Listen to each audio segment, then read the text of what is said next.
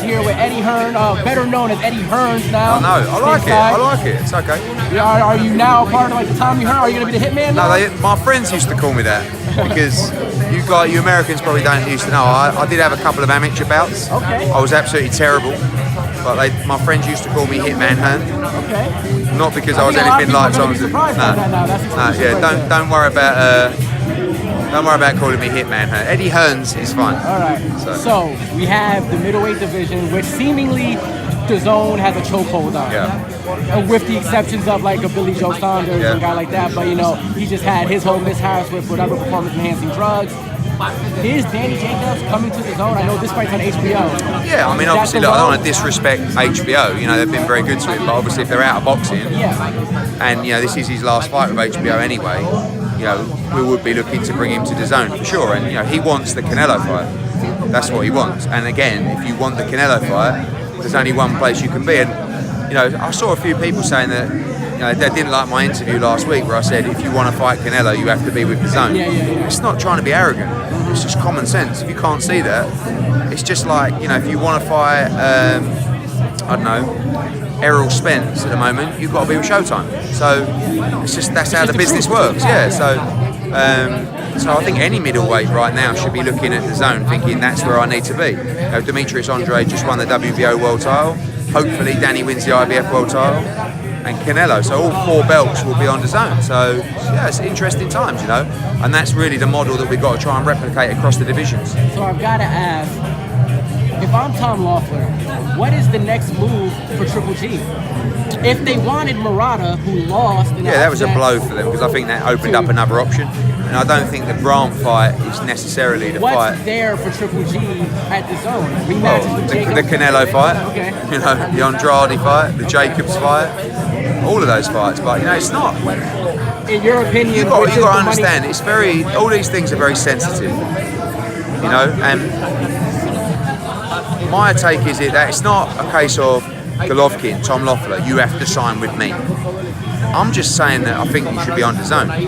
So whether that's doing your show and you know working with my fighters on the card and your fighters on the card, I'm not saying you have to sign with Matchroom. It's very sensitive, all this stuff, you know. Like Golden Boy might say, oh, you have to sign with us now, and they might not want to do that. They've had fallouts in the past. We're just saying that obviously the fight that Golovkin should secure now, and the only massive mega fight for him is Canelo 3. So we just got to manage the situation and the relationship so that it's not, you know, I could imagine it's sensitive, you know. So I've actually had a meeting with John Skipper this morning and Simon Denyer at the Zone just to say, like, you know, we want to open those conversations with Tom and those people. Obviously ESPN will be in the market for him as well. So, but we go back to, if you want the Canelo fight, then you have to really be with the Zone. So we'll see. Canelo right now having his hands full with his fight at 168. Triple G, I mean, you got Jacobs going to fight Derchenko. Demetrius is fought. It seems like the only guy available for Triple G is mandatory, Charlo. Yeah. Can that happen? Where does it happen? If you're him, what kind of decision do you make? Well, Triple G, yeah, I mean, Triple G's not, I mean, Charlo's not the mandatory, that's just a final eliminator fight. Okay. So I don't think Golovkin really wants a final eliminator, although him and Charlo is a great fight. But, you know, if I'm Triple G right now, I have a fight in May or April, March or April, and then I fight Canelo in September. That's what I try and do, but I don't know what they're thinking. I mean, I know Tom Loeffler well. He's a great guy. They're clever people. They're going to do what they feel is best for Gennady. But certainly, if I was them, my first conversation would be with the Zone and see what the offers is. They should go to everybody and see what the offers are, as most people are doing at the moment. Is there any political wall? Because from my understanding, when I spoke to Danny when he was going to fight, Spike O'Sullivan, he was still with Al Heyman as his advisor. So it's not really necessarily a Al Heyman fighter problem. Is that Danny's with us for Heyman fighters to fight on the Zone? No, even Vargas at the DAZN premiere said he was basically, look, I mean, Al will want to keep all his fighters on Showtime.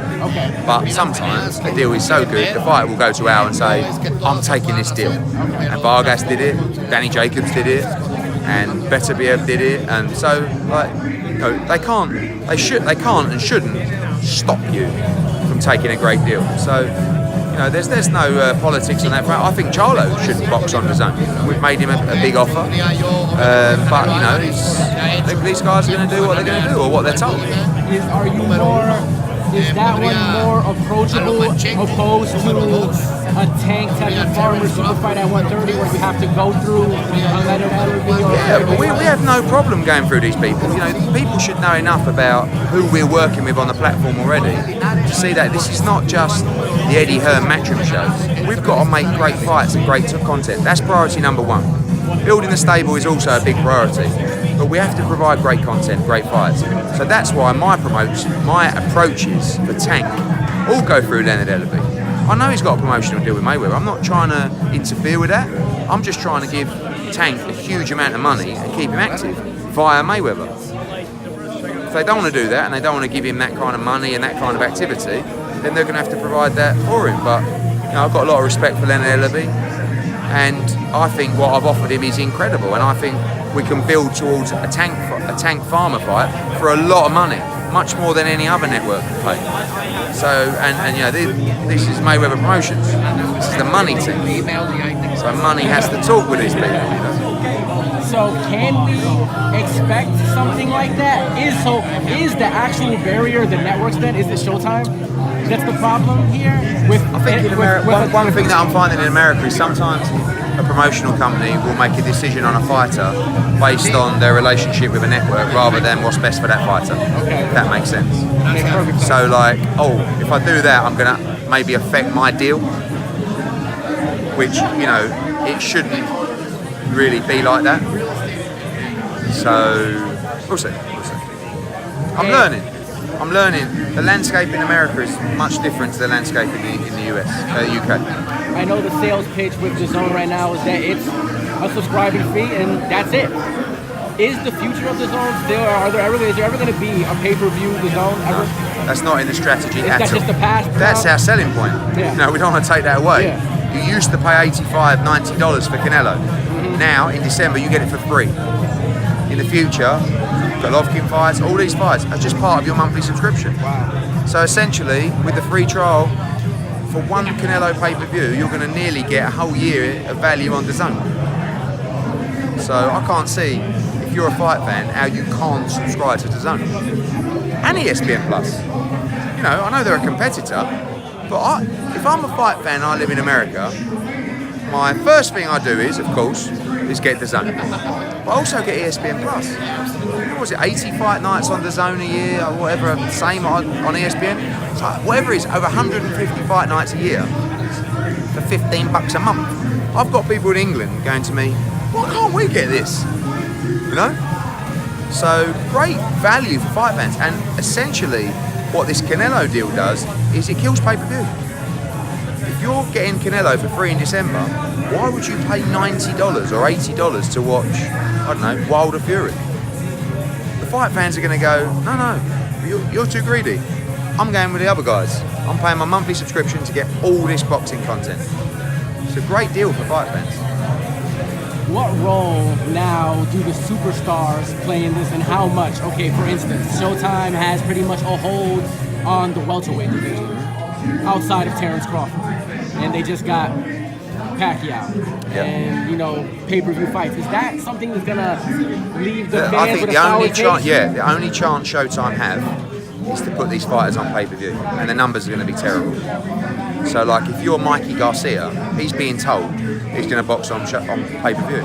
He ain't, and if he does, the numbers ain't going to be good enough. But these guys are very convincing at what they do, and I think everybody's being told you're a pay-per-view fighter. Pay-per-view in America, in my opinion, since his Canelo move, it's changed. Fans aren't going to be willing to put, unless they lower the price point, unless they make it $30, something like that.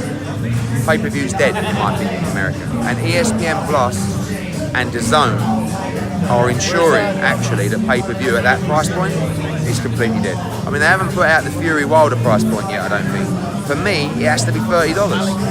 $40 absolute max. Because 2 weeks later, you've got Canelo for free. So it's good Last times. but not least, you're going again head-to-head with Lou DiBella. Yeah. You know, right here in this one. Is this a constant promoter matchup that you like? Yeah. That was a part of the fight game at a point in Yeah, time. You yeah, know, Bob no, Arum, look, Monarchy, etc. I don't mind. If you don't like me or you don't like something that I do, I want you to phone me up and tell me. When I bump into you at a show, I want you to scream in my face and tell me. And Lou does that, so I respect him. Other people in this game will see me, give me a cuddle, shake my hand, tell me I love what you're doing in boxing, and then say all the other stuff online or behind my back. I don't like those guys, so I like Lou DiBella. We don't always get on, but I always know how he feels.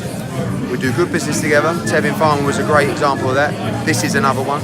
There'll be other signings with Lou DiBella fighters as well. Lou's in a good position. Anyone who's got a stable of fighters right now who have value is in a good place in America right now.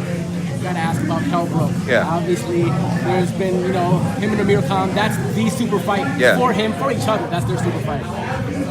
Khan's with you now, right? Yep. I know maybe you can't say things you used to say about him, or No, but it was frustrating. Is he asking for too much with No, the I think there's a really good chance that fight gets made in February or March. Looks like Brook will box December 8th in the UK on DAZN and on Sky Sports. We'll announce that this week. And then, you know, we want to make that fight for February or March. I think there's a really good chance it could happen. Is he asking for too much with the rehydration limit? Yeah, I think if Kell is made to make 147, he shouldn't necessarily have to make that rehydration clause, but a lot to be discussed, so we'll see. Is Kell Brook officially a welterweight again? For that fight, yes. For that fight, he'll come down. December 8th, he may fight at 150, 151, something like that. But this fight and this camp will all be part of the Making 147 Progress camp. Because if he's got 16 weeks, he can make 147 okay. If he does it in 9 or 10, it's not pretty. So this is really, he wants this fight in December to gear up for, and he's only boxed once since the Spence fight. Wants this fight, carry on the camp straight after this fight, make 147 against Khan. Sounds good. Thanks, Eddie. Cheers, Appreciate bro. your time. Thanks.